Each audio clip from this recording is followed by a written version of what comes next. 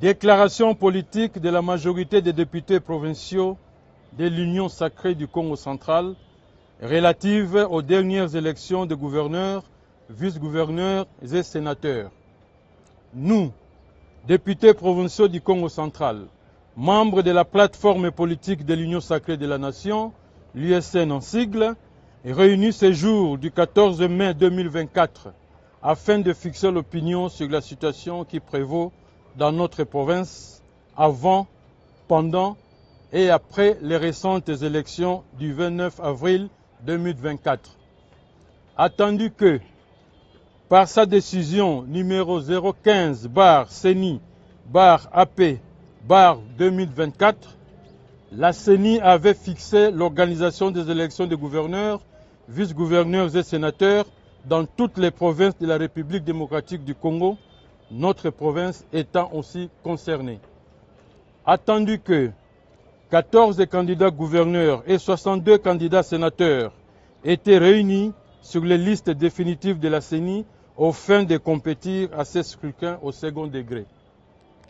Attendu que la CENI, organe technique et organisateur légal de ces élections, avait été notifié 5 jours avant la tenue du scrutin de l'arrêt portant publication des résultats définitifs des élections des députés provinciaux par la Cour d'appel du Congo central.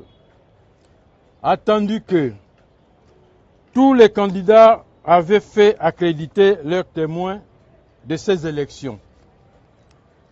Considérant le déroulement apaisé et les résultats assortis de ces élections ayant porté vainqueur le candidat Grace Kwanga Maswangi Bilolo avec 23 votants sur les 40 députés provinciaux qui composent notre Assemblée provinciale.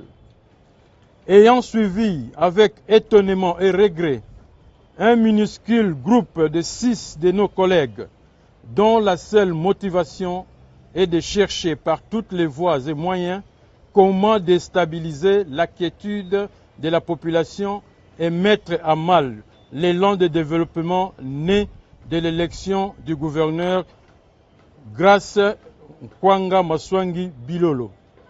Faisant une déclaration de contestation des résultats issus de ces élections, fustigeant de prétendues irrégularités qui auraient émaillé le déroulement de ces scrutins, déclaration à caractère irresponsable, teintée d'une mauvaise foi, manœuvre boutiquée et commanditée d'avance par un candidat malheureux qui, d'ailleurs, après son échec cuisant, a saisi la Cour d'appel de Matadi pour annulation de ces élections et dont la requête a été déboutée.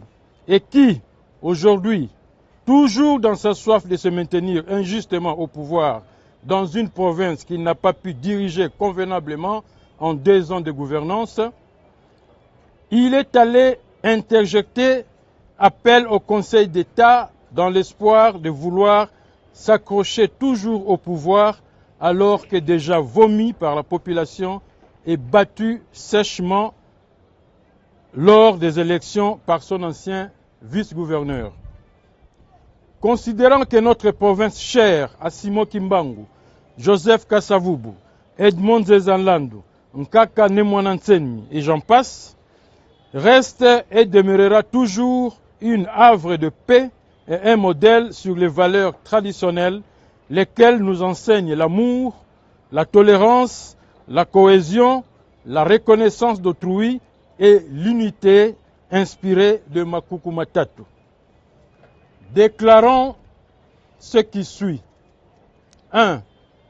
La province du Congo central, représentée par la majorité des députés provinciaux ici présents, reste très active dans la concrétisation de la vision du chef de l'État axée sur l'émergence et le développement de la République démocratique du Congo, laquelle vision ne peut se matérialiser que dans la paix et la stabilité des provinces et leurs institutions. 2. Les députés provinciaux du Congo central, ainsi que toute la population, ne jurent que sur le succès du 2e mandat du chef de l'État, son Excellence Félix Antoine Tshisekedi Tshilombo, à qui nous rendons nos hommages les plus déférents et lui avons accordé un vote plébiscite exprimé à plus de 95%. De même manière, nous réaffirmons notre soutien au gouverneur élu Grace Nkwanga Maswangi Bilolo et les 4 sénateurs élus récemment, dont l'un vient d'être porté à la tête du bureau d'âge du Sénat en la personne du patriarche Pascal Kinwelu, à qui d'ailleurs nous adressons nos vives félicitations. 3.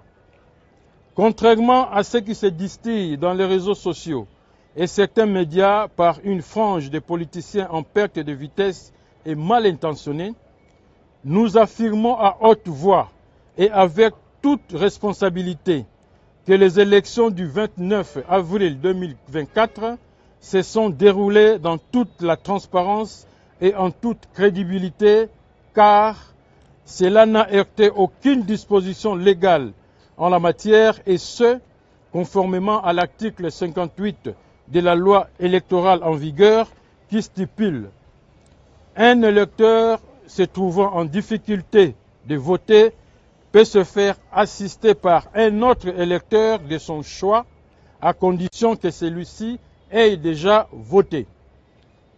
4.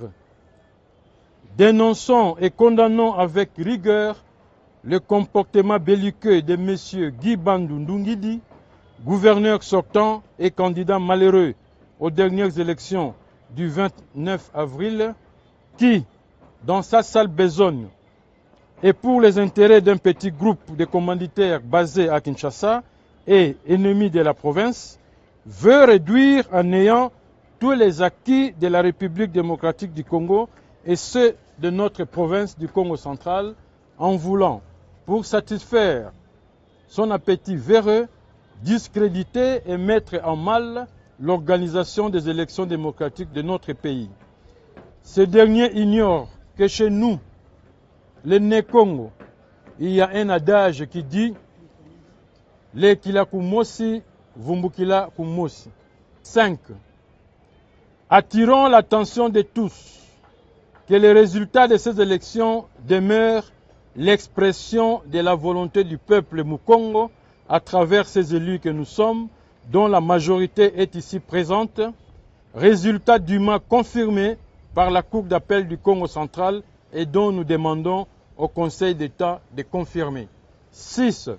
Confirmons et réitérons notre soutien indéfectible au chef de l'État, son Excellence Félix Antoine Tshisekedi Tshilombo, président de la République et garant du bon fonctionnement des institutions de notre pays et chef de l'Union sacrée de la nation. Que vive la République démocratique du Congo, que vive la province du Congo central, que vive l'Assemblée provinciale, nous avons ainsi dit. Merci.